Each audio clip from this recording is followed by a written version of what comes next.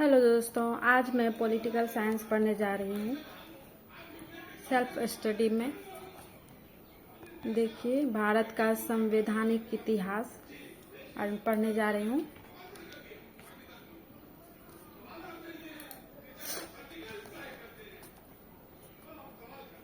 B.R. Ambedkar और महात्मा गांधी के मध्य सन 1932 में हस्तांतरित पूना समझौते में प्रावधान था। इसका क्या था? हरिजनों के लिए आरक्षण सहित संयुक्त निर्वाचन क्षेत्र का। भीमराव अंबेडकर और महात्मा गांधी के मध्य 1932 में क्या बोला था? समझौता हुआ था हरिजनों के लिए आरक्षण सहित संयुक्त निर्वाचन क्षेत्र का। वह कौन सा अधिनियम था जिसने भारत में सत्ता ब्रिटिश ईस्ट इंडिया कंपनी से ब्रिटिश क्राउन में स्थानांतरित की थी? तो वो हो जाए भारत सरकार अधिनियम 1858। भारत सरकार अधिनियम 1858।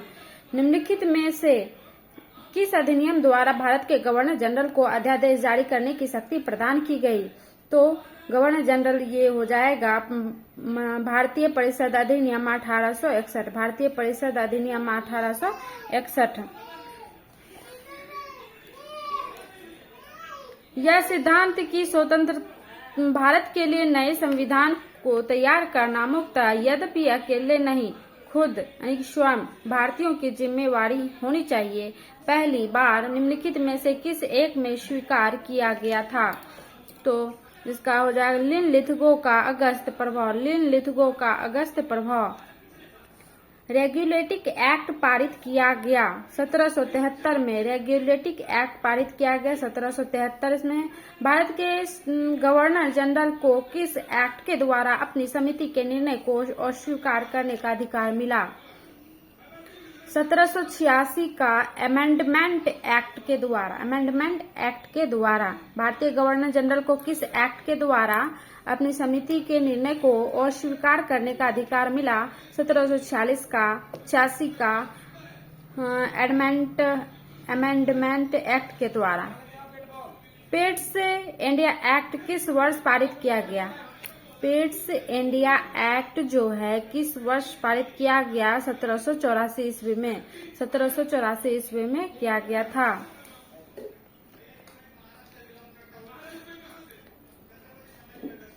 निम्नलिखित में से किस अधिनियम को मार्ले मिंटो सुधार के रूप में भी जाना जाता है? मार्ले मिंटो सुधार के रूप में भी जाना जाता है भारतीय परिषद अधिनियम 1909। भारतीय परिषद अधिनियम 1909।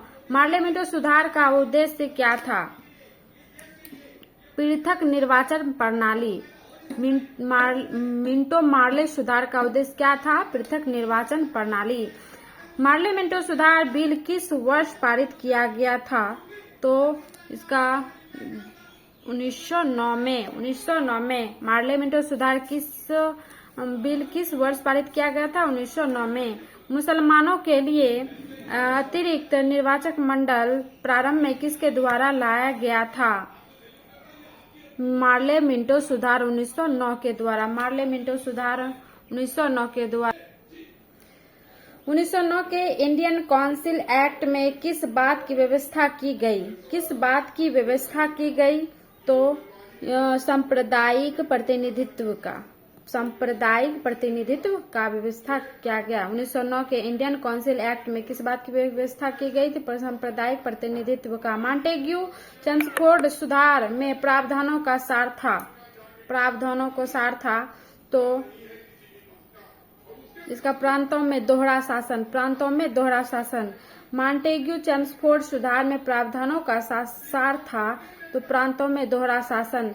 1946 का कैबिनेट मिशन 3 मंत्रियों से गठित था। निम्न में से कौन इसका सदस्य नहीं था? इसका सदस्य नहीं था लॉर्ड एमरी नहीं था। लॉर्ड एमरी नहीं था। लॉर्ड पैथिंग लॉरेंस थे।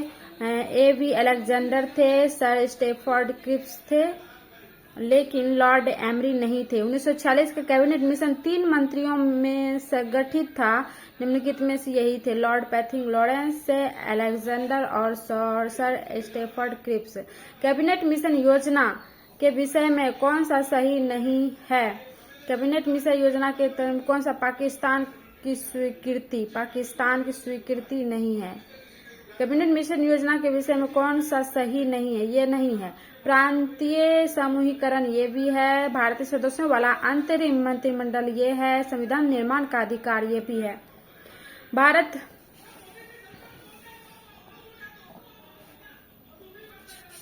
भारत का संविधान लागू होने तक स्वतंत्रता के पश्चात इसका शासन किसके अंतर्गत चलाया गया? तो इंग्लैंड के संविधान के अनुसार चलाया गया। भारत का संविधान लागू होने तक स्वतंत्रता के पश्चात इसका शासन किसके अंतर्गत चलाया गया था? इंग्लैंड के संविधान के अनुसार चलाया गया था। भारतीयों को वर्ष 1947 में सार्वभौम सत्ता सौंपने की योजना निम्न में से किस नाम से जानी गई? इसका हो जाएगा माउंटबेटन योजना के नाम से जानी गई।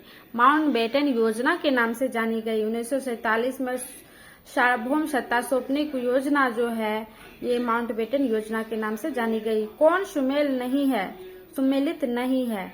तो इसका हो जाएगा डी, साइमन कमीशन, ये नहीं है। पार्लियामेंट सुधार, सांप्रदायिक प्रतिनिधित्व ये सही है। भारत सरकार अधिनियम 1935, स्वशासन ये सही है। कैबिनेट मिशन संविधान सभा का गठन किया था, ये भी सही है, लेकिन डी नंबर सही नहीं है। भारत शासन अधिनियम 1919 के अंतर्गत विधायिका का अंतिम निर्वाचन किस वर्ष किया गया था? तो 1945 में किया गया था। भारत शासन अधिनियम 1919 के अंतर्गत विधायिका का अंतिम निर्वाचन किस वर्ष किया गया था? 1945।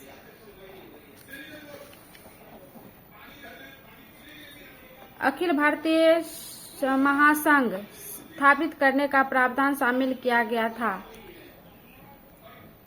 तो भारत सरकार अधिनियम 1935 में। भारत शासन अधिनियम 1919 के अंतर्गत संविधायिका का अंतिम विधायिका किस वर्ष में किया गया था? 1945 में।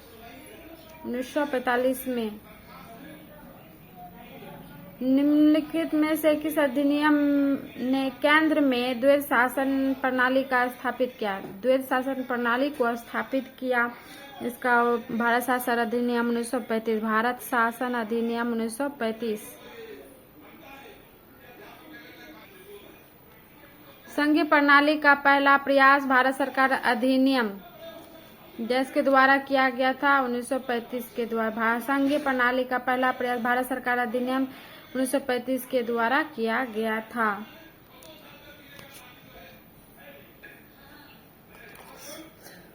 प्रांतीय स्वायत्तता शुरू करने के लिए भारत की ब्रिटिश सरकार द्वारा कौन सा अधिनियम पारित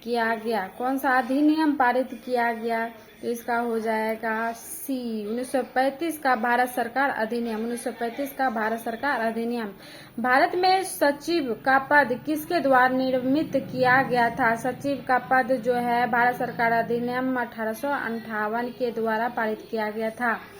किस भारत सरकार अधिनियम के तहत पहली बार विधायिका में कुछ निर्वाचित प्रतिनिधित्व की मंजूरी दी गई? 25 का हो जाएगा बी, भारत सरकार अधिनियम 1909 के द्वारा। भारत सरकार अधिनियम 1909 के द्वारा। भारत सरकार अधिनियम किस पहली बार विधायिका में कुछ निर्वाचित प्रतिनिधित्व की मंजूरी दी गई? भारत सरकार अधिनियम 1909 के द्वारा।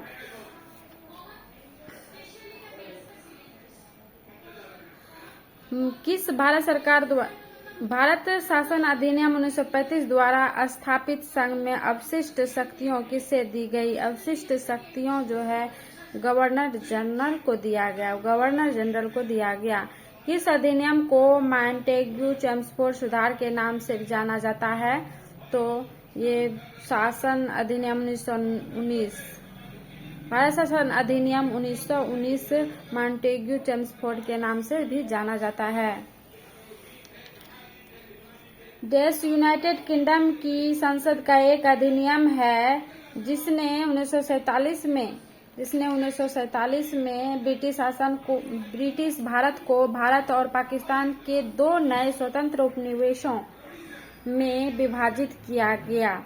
तो ये भारतीय स्वतंत्रता अधिनियम। किस भारत सरकार अधिनियम के तहत पहली बार विधायिका में कुछ निर्वाचित प्रतिनिधित्व की मंजूरी दी गई? तो इसका हो जाएगा बी, बी हो जाएगा। भारत सरकार अधिनियम 1909 बोलता प्रांतों में द्वैध शासन। भारत सरकार अधिनियम 1935 ये प्रांतीय स्वतंत्रता। और मिंटो मार्ले सुधार 1909 जो है इसका हो जाएगा सती प्रथा का अंत। और सॉरी इसका सांप्रदायिक निर्वाचन हो जाएगा। मिंटो मार्ले सुधार 1909 जो है सांप्रदायिक निर्वाचन हो जाएगा। फिर भारत परिषद अधिनियम 1861 जो है सती प्रथा का अंत हो जाएगा।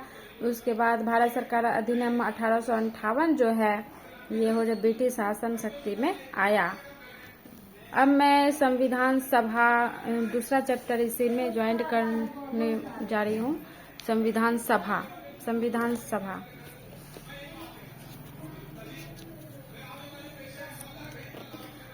1922 ईस्वी में निम्नलिखित में से किसके द्वारा यह उद्गार व्यक्त किया गया कि भारतीय संविधान भारतीयों की इच्छा अनुसार होगा? महात्मा गांधी ने बोला था। इच्छा अनुसार होगा, महात्मा गांधी ने बोला था।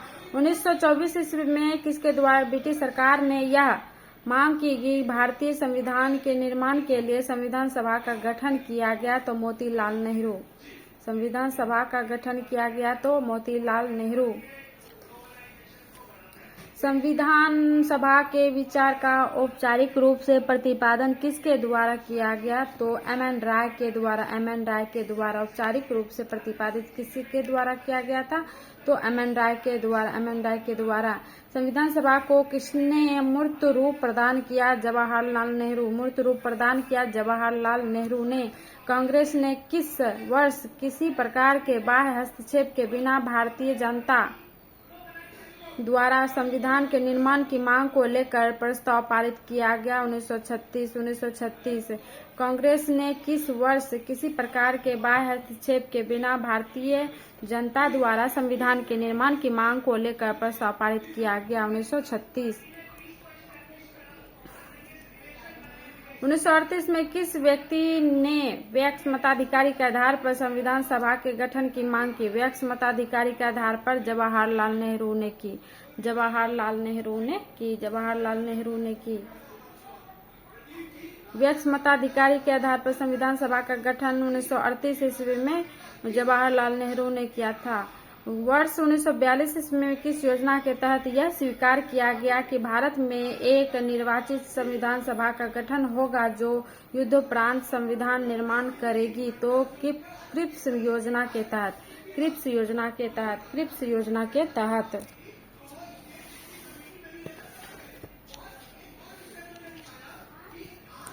संविधान सभा के गठन की मांग सर्वप्रथम 1895 ईस्वी में किसके द्वारा प्रस्तुत किया? 1895 ईस्वी में बाल गंगाधर तिलक के द्वारा प्रस्तुत किया गया। भारत की संविधान सभा गठित करने का आधार क्या था? तो कैबिनेट मिशन प्लान 1946। भारत की संविधान सभा गठित करने का आधार क्या था? तो कैबिनेट मिशन प्लान 1946।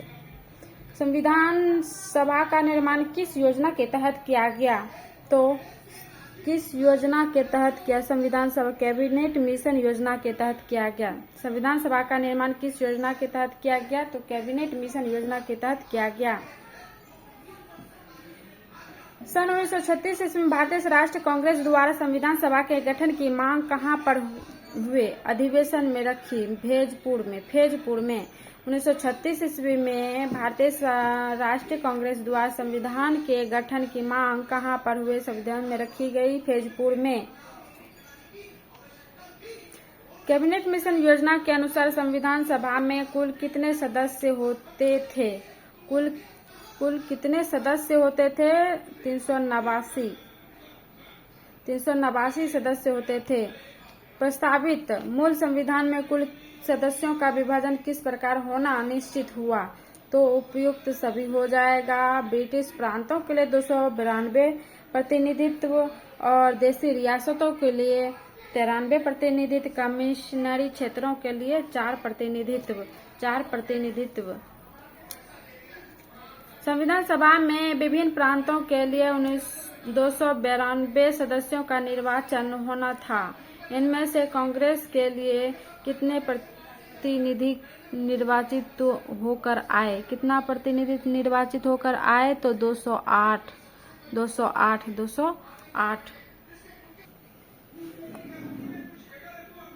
पुनर्गठन के फलस्वरूप वर्ष 1947 में संविधान सभा के सदस्यों की संख्या कितनी रह गई? संविधान सभा के सदस्यों की संख्या 299 रह गई।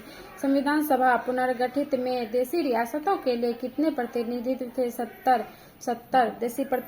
देशित रियासतों के लिए 70। पुनर्गठित संविधान में विभिन्न प्रांतों के लिए कितना था? तो 229। विभिन्न प्रांतों के लिए तो 229। कैबिनेट मिशन योजना के अंतर्गत संविधान निर्मात्री परिषद में प्रत्येक प्रांत की आवंटित सदस्य संख्या निर्धारित करने के लिए एक प्रतिनिधि कितनी जनसंख्या के अनुपात में था? तो 10 लाख व्यक्ति के अनुपात में था। संविधान सभा के सदस्यों को निम्नलिखित में किसने प्रत्यक्ष रूप से निर्वाचित किया? तो प्रांतों की विधानसभा। संविधान सभा में किस प्रांत का प्रतिनिधित्व सबसे अधिक था? तो संयुक्त प्रांत का प्रतिनिधित्व जो है सबसे अधिक था। संविधान सभा में किस देशी रियासत के प्रतिनिधित्व ने भाग नहीं लिया था? तो हैदराबाद के देशी रियासत ने प्रतिनिधित्व भाग नहीं लिया था। संविधान सभा में जो है ये नहीं लिया था, देशी रियासत के प्रतिनिधित्व में भाग नहीं लिया था हैदराबाद। भीमराव अंबेडकर का संविधान सभा में निर्वाचन हुआ था, तो इसका निर्वाचन हुआ था पश्चिम बंगाल में। भीमराव अंबेडकर का संविधान सभा में निर्वाचन हुआ था पश्चिम बंगाल। मुस्लिम लीग ने किस कारण संविधान सभा का बहिष्कार किया था? क्योंकि उसने अलग अपना संविधान, मुस्लिम लीग मुस्लिमों के लिए एक अलग संविधान सभा चाहता था, एक अलग संविधान सभा चाहता था। संविधान सभा का चुनाव निम्न में से किस आधार पर हुआ? संविधान सभा का चुनाव निम्न में से किस आधार पर हुआ? तो वर्गीय मताधिकार के आधार पर हुआ। संविधान सभा के सदस्य प्रतिनिधित्व थे, तो जनता द्वारा अप्रत्यक्ष निर्वाचित। भारतीय संविधान निर्मात्री सभा, तो प्रांतीय विधान सभाओं द्वारा परोक्ष रूप से आनुपातिक प्रतिनिधित्व प्रणाली द्वारा चुनी गई। भारतीय संविधान निर्मात्री सभा जो प्रांतीय विधान सभाओं के द्वारा परोक्ष रूप से आनुपातिक प्रतिनिधित्व प्रणाली द्वारा चुनी गई। भारतीय संविधान को किसने बनाया? तो संविधान सभा ने बनाया। भारतीय संविधान को किसने बनाया? तो संविधान सभा ने बनाया। संविधान सभा के लिए चुनाव कब संपन्न हुए? तो 1946 ईस्वी में संविधान सभा के लिए चुनाव संपन्न हुआ। 1946 में। भारतीय संविधान सभा की स्थापना कब हुई? 9 दिसंबर 1946 को। भारतीय संविधान सभा का स्थापना कब हुई? 9 दिसंबर 1946 को। संविधान सभा का प्रथम अधिवेशन कहाँ हुआ? तो इसका दिल्ली में हुआ था। प्रथम अधिवेशन दिल्ली में हुआ था। संविधान सभा के उद्घाटन अधिवेशन की अध्यक्षता किसने की थी? सच्चिदानंद सिन्हा ने। संविधान सभा के उद्घाटन अधिवेशन की अध्यक्षता किसने की थी? सच्चिदानंद सिन्हा ने, जो अस्थायी अध्यक्ष हैं।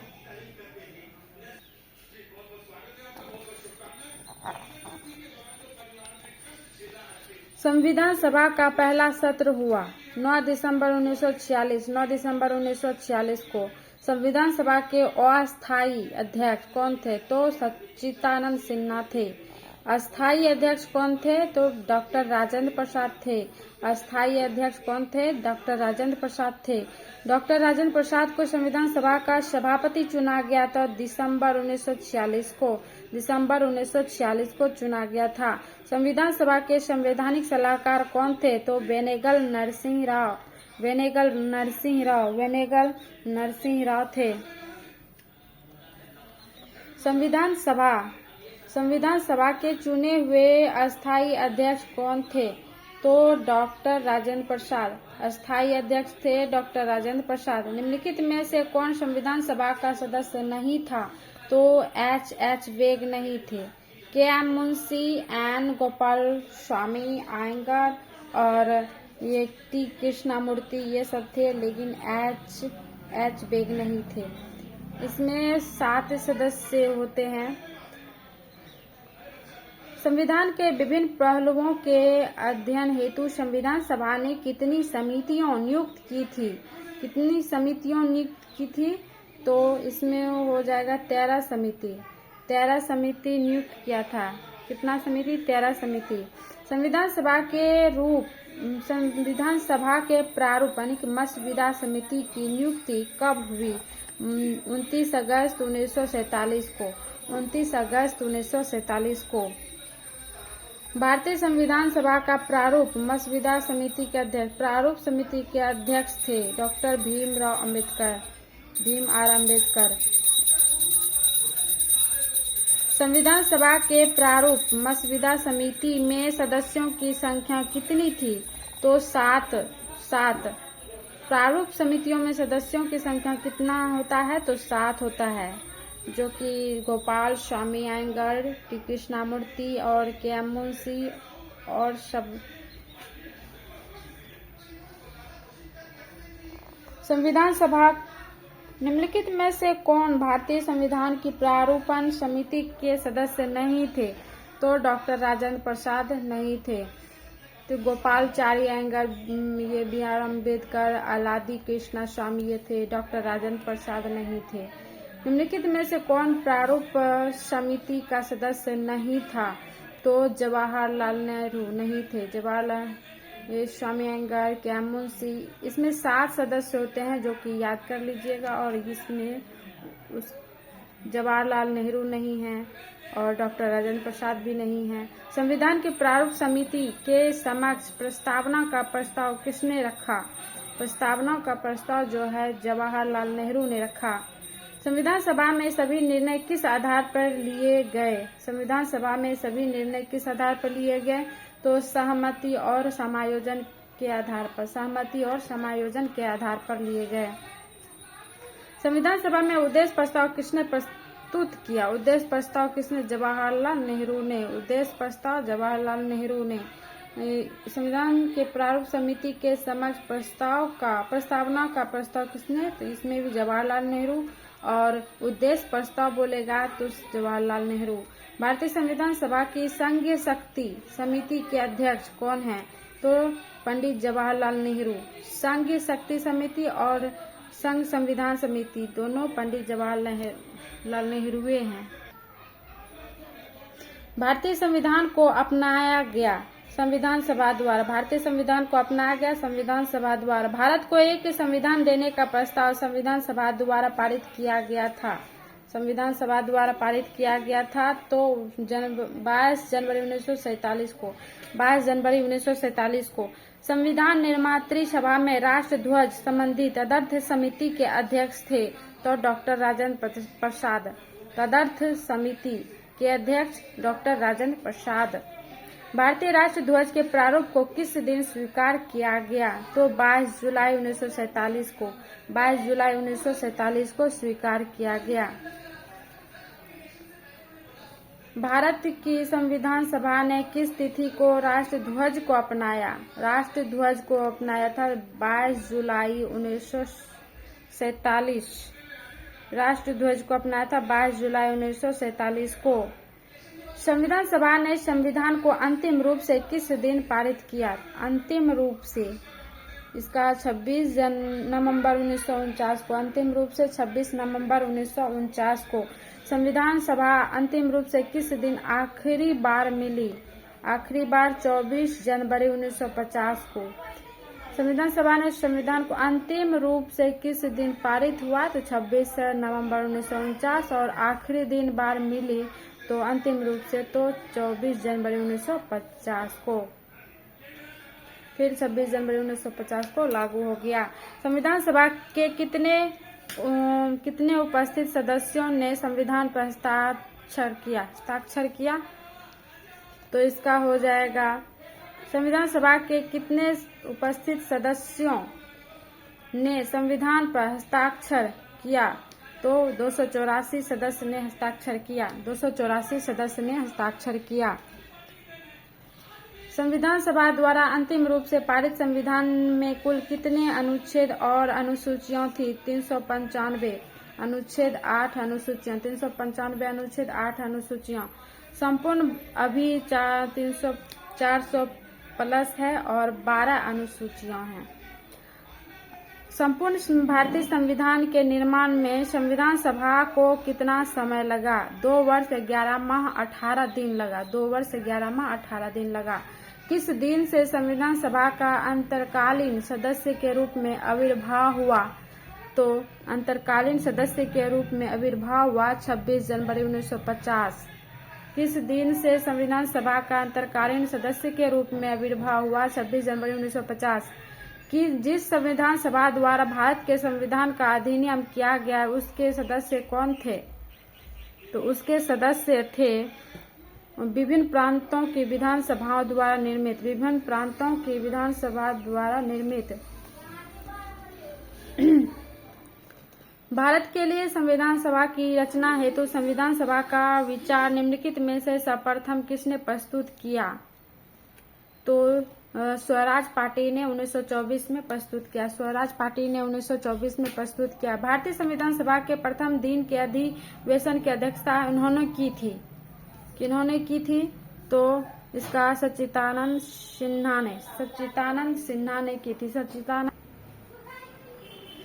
जवाहरलाल नेहरू ने भारत की संविधान सभा की किस बैठक में उद्देश्य प्रस्ताव रखा था? किस बैठक में उद्देश्य प्रस्ताव रखा था? तीसरी बैठक में। भारत की संविधान सभा के संबंध में निम्नलिखित कथनों पर विचार कीजिए। इसका हो जाएगा फर्स्ट और सेकंड दोनों। संविधान सभा का अंतिम अधिवेशन 24 जनवरी 1950 को हुआ। इस अंतिम अधिवेशन में डॉक्टर राजेंद्र प्रसाद भारत के राष्ट्रपति पद पर विधिवत निर्वाचित घोषित किए गए।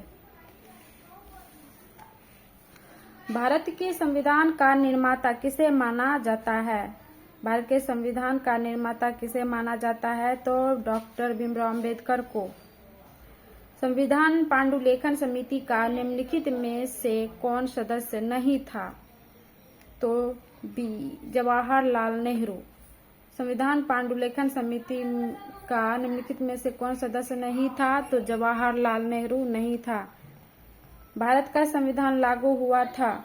भारत का संविधान लागू हुआ था 26 जनवरी 1950 को। 26 जनवरी 1950 को। संविधान को 26 जनवरी के दिन लागू करने का निर्णय इसलिए किया गया था क्योंकि कांग्रेस ने इस तिथि को 1930 में स्वतंत्रता दिवस के रूप में मनाया गया। कांग्रेस ने 1930 में स्वतंत्रता दिवस के रूप में मनाया गया था।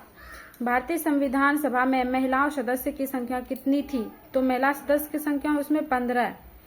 इनमें से किसने संविधान सभा में यह कहा था कि 26 जनवरी 1950 को भारत अंतर्विरोधों और विरोधाभास के जीवन काल में प्रविष्ट हो रहा था? तो डॉक्टर भीमराव अंबेडकर ने कहा था।